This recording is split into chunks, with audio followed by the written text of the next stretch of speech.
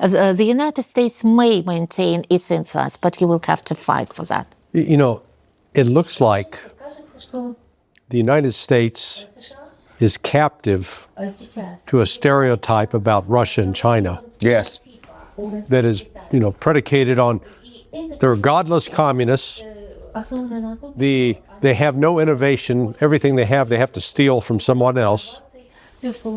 And they really need us. That China and Russia can't get by without us. And yet, you've seen that all of that is false. Well, it's the exceptionalist mentality. No? You live in the US, you know how it works, and you work inside the system, and you saw how it works in the system. Yeah, what do you think the prospects are now for, like Russia, as a result of the special military operation and ensuing sanctions? Was used to buy Boeing aircraft or Airbus, or both? Before that, we used to build our own airplanes. This is why the sanctions have put us back on track in a situation when we understand, and we are not going to abandon it. We are going to manufacture our own airplanes. Yeah, and that's my understanding is in the last couple of months, Russia has tested already, flight tested, yes, two new commercial airliners that will, so you no longer have to buy from Boeing or Airbus. And what do you think the prospects are that Russia will sign an agreement with China, and China, with its industrial capability, will start producing these aircraft? Can you imagine China mass producing these Russian commercial airliners? This is something they can do like this. Can I ask a question to Alexander? Absolutely. I think it complements what we're discussing. The Chinese launched the Go West campaign in 1999. Okay, we developed the eastern seaboard. We're starting to develop the center. We need to develop Xinjiang and Tibet. This was quarter of a century ago. Do you see any similarities with President Putin? One of his top priorities is the development of the Far East, Siberia and the Far East. Are they complementary projects? And do you think that President Putin looked at the Chinese model and said, okay, what they did east to west, we can do here from east to west. What they did from west to east, we can do it on the opposite here. Because it's a national project of development, an area in Russia that was neglected so far, right? Well, I agree with you, but at the same time, not quite. In fact, we are currently developing infrastructure projects in the direction of China. Well, not only China, let's say to the east. But why? Because the West has rejected our resources, but the purpose of the development of Russian economy cannot be overseas oriented. It is a good direction. This is a profitable direction. But the purpose of the Russian economy has to be development of the domestic market, building sovereignty at the expense of the internal resources. Because getting an effect and reclaiming your sovereignty at the expense of external sources is something that no country can do. And because the answer to the question, what sovereignty lies in domestically. Development of our own resources, key economic industries and financial resources. And as a consequence, we'll get an opportunity to define our goals and our agenda to achieve our own objectives. This is what sovereignty is about.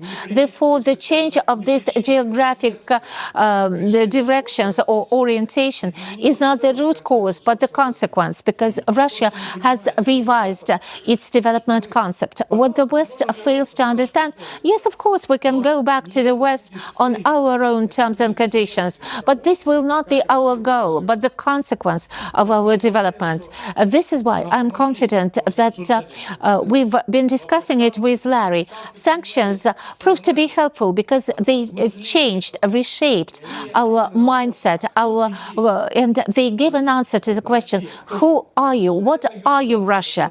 You are a sovereign state that is able to actually provide for itself.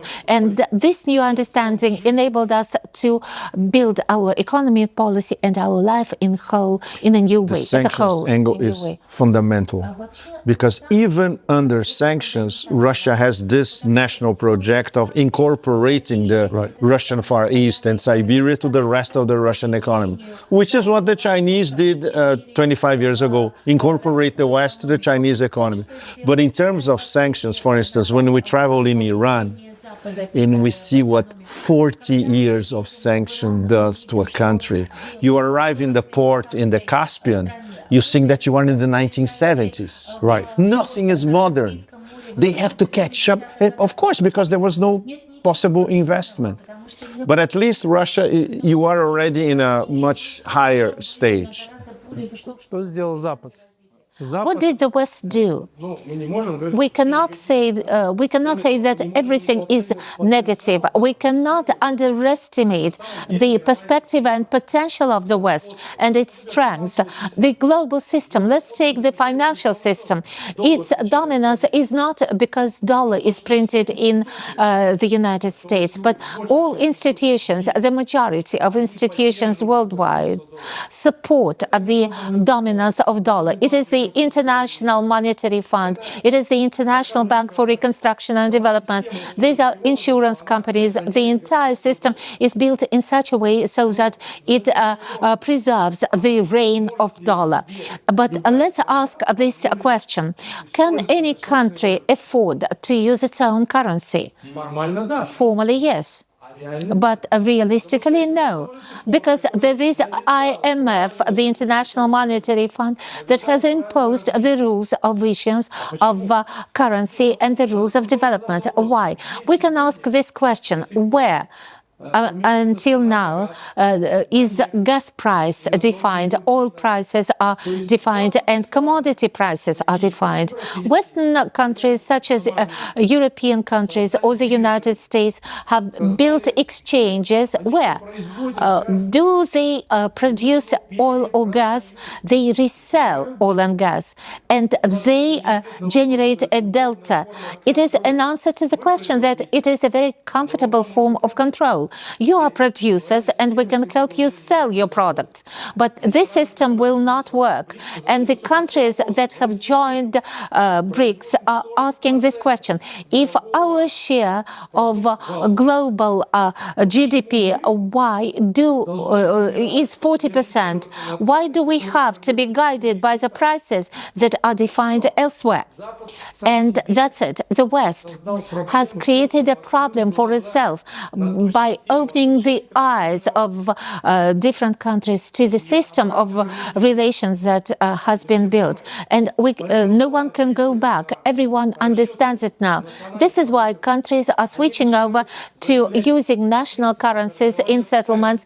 They start declaring the principles, the pricing principles for their products, and they want to build real trading and financial relations built on trust and justice. Where there is justice in trade, in customs restrictions and customs duties. This is the mistake that is made by the West. Well, the West is putting restrictions on itself and is closing down its development prospects. We touched on this in an earlier conversation we had with respect to Iran, because Iran is now in a new relationship with both Russia and China, and Russia and China together are in a new relationship with Iran. And as you said, Iran has been devastated by 40 years of sanctions. But now I would argue there is a light at the end of the tunnel because of with both Russia and China now saying, No, we're not going to play the sanctions game anymore against Iran. Do you agree that that's a game changer? That's one of the crucibles of this interlocking strategic relationships, in fact. We're talking about three interlocking strategic relationships, and they add to each other. It's like a very simple image. Russia and China have Iran's back. It's a very simple way of putting, but that's what it is. And this, if there is another 12-day war, this is what's going to be. As much as Iran and the Persians are so proud of what they can do by themselves with no friends whatsoever, but now they have two big friends right behind them. And I'm sure this is part of the consideration, certainly by the Americans, not by the Israelis, but the Americans are considering that now. Yeah. What do you think? I think that the problem is that for a long time there were rules defined, not laws, but rules. And those rules were set up by those who were strong and imposed on those who were weak.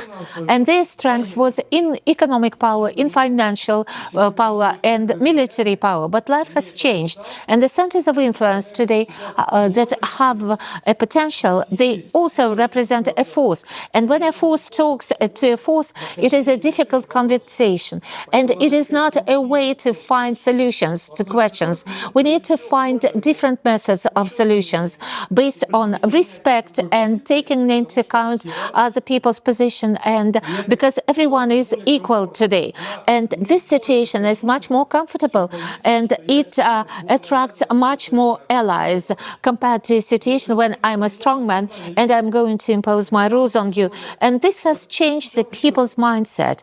And to a certain extent, Donald Trump, President Trump, what did he start with? He started with an attempt to limit the influence of the Federal Reserve System. And the second, he became aware that the economy that was 70% consisting of the service sector, because the United States had already given away a real manufacturing to other countries, which means that value was created in one country and it was distributed in another country.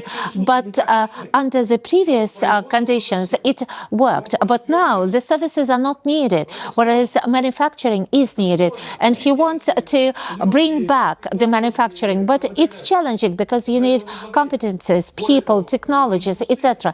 And it is time-consuming. And by the way, the other countries are not a desert. China, Russia, other countries that have actual manufacturing capacity. Look at the automobile industry. China has killed all car maker giants. And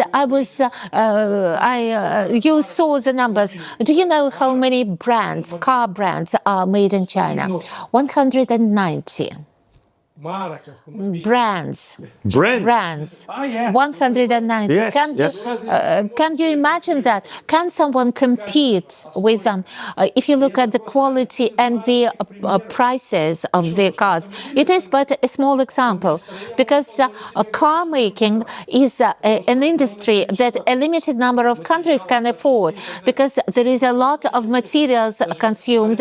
There are spare parts needed, similar to airplanes, construction, etc. China possesses all that.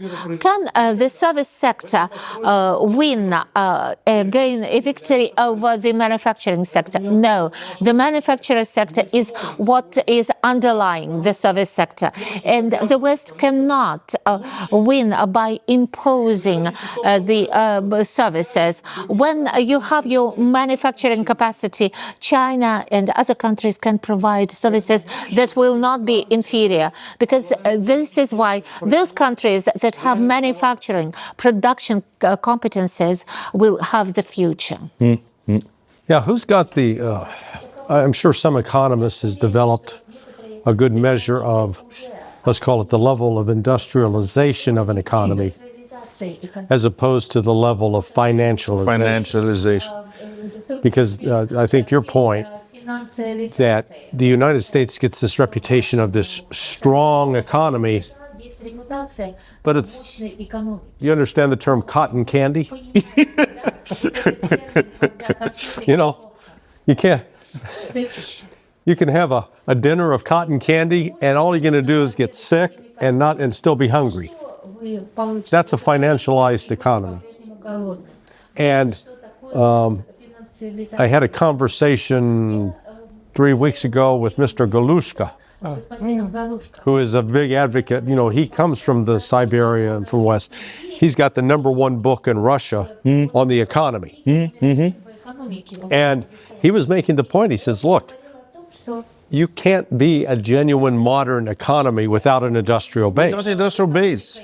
And the reality is the United States no longer has an industrial base. Absolutely. And that's, I think what we're seeing right now is China and Russia together, they're accelerating so quickly. And the West, it looks to me, the West doesn't even understand it's being left behind. They don't understand, especially in Europe. Some in America do. In Europe, they are bypassed by history, literally, which is a very sad destiny for the best of European culture of these past centuries. In fact, they had forgotten how to be innovative in Europe because of this atrophied political elite, which is immensely mediocre.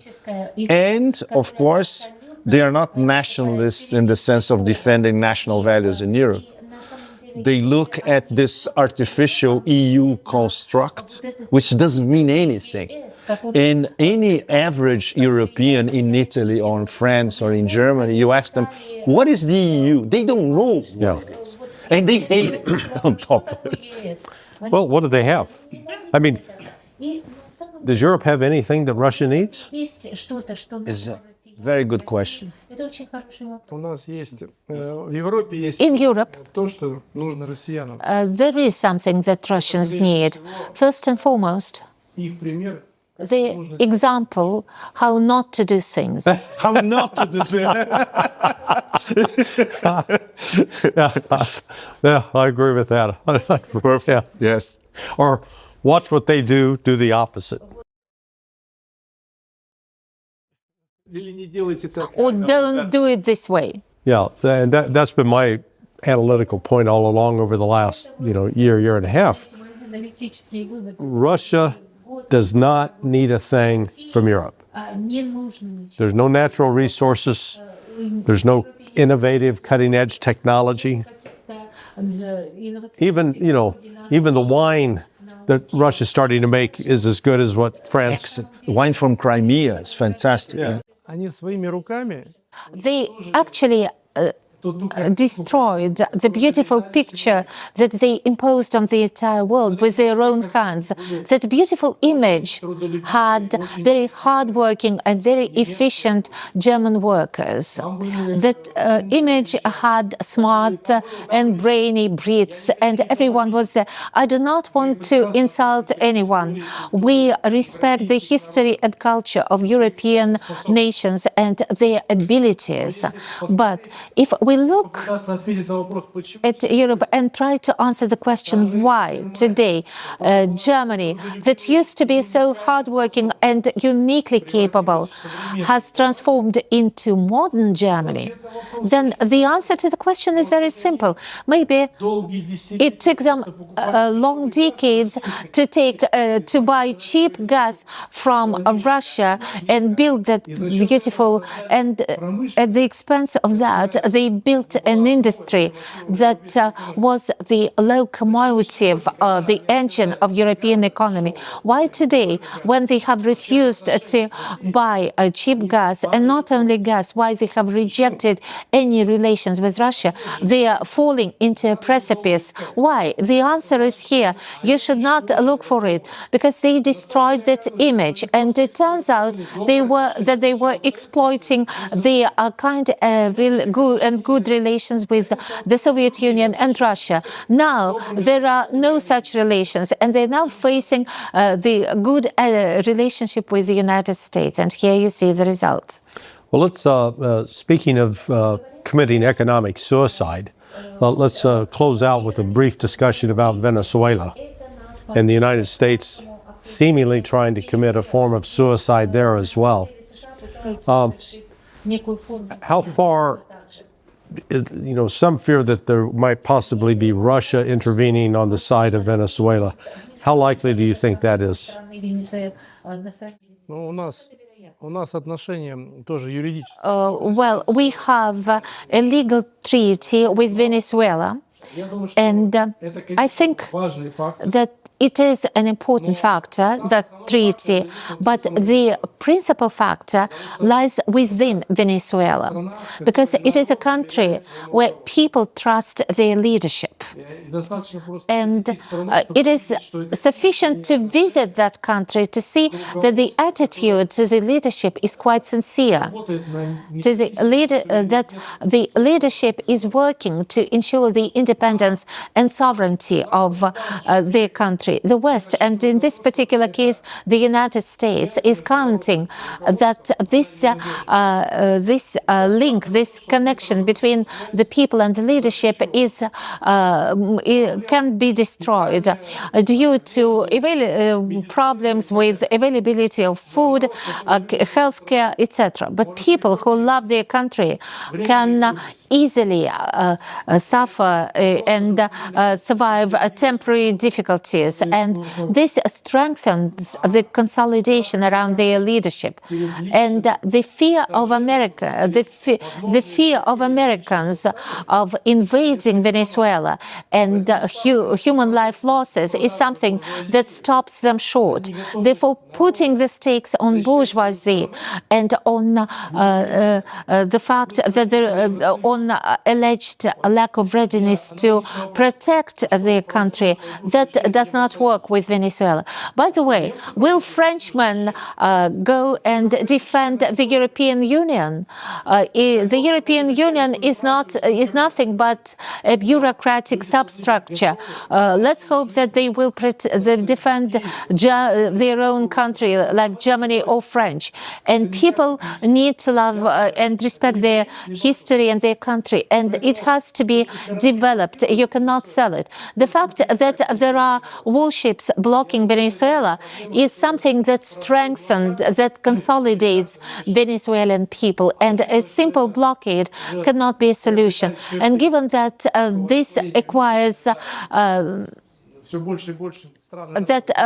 given that more and more countries are supporting Venezuelans, I think that Americans would be afraid to use force. They will hope that they will be able to buy Venezuelans, but not everything is for sale. Well, Yeah, a white coup or a color revolution or buying a color revolution. what do you think will be the reaction, if the U.S. moves ahead with military action? I don't think they will. They won't, Larry. Yeah. But if they did, what would be the reactions of Brazil and Colombia? It pains me to say they won't do anything. South America is too divided. The opposition inside Brazil.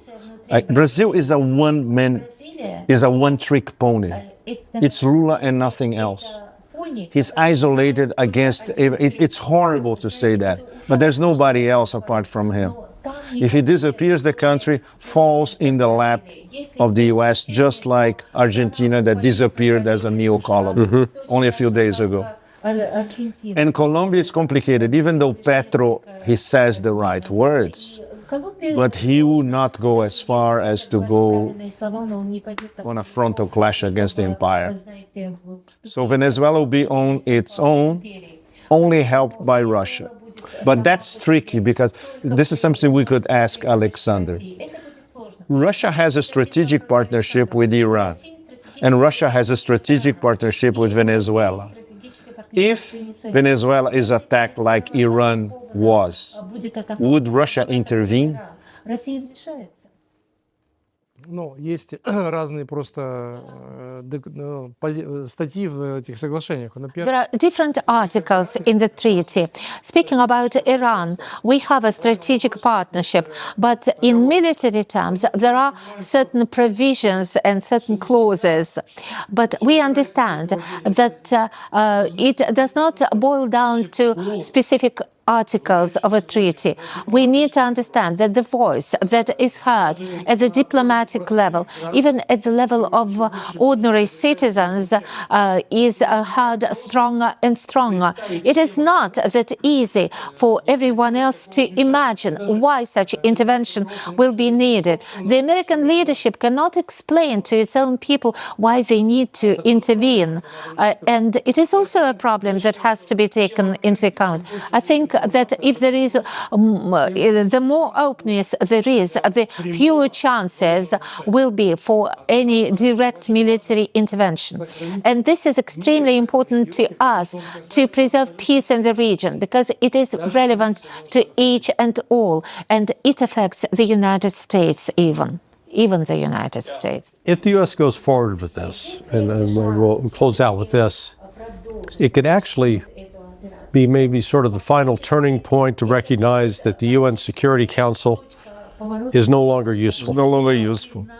And that there needs to be a change, that the countries like India need to be represented, Brazil need to be represented in something like the UN Security, in a new Security Council, because the existing one's a failure. и другие условия взаимоотношения стран. Yes, a change in the relationship between countries. And I think that there is no one who can forecast the consequences of such a conflict with Venezuela, because there might be very unexpected aspects of that standoff with the United States. And I think it would be a huge mistake, and the United States could be misled if they think that such a local military operation would not have any consequences for many countries and for the global situation as a whole.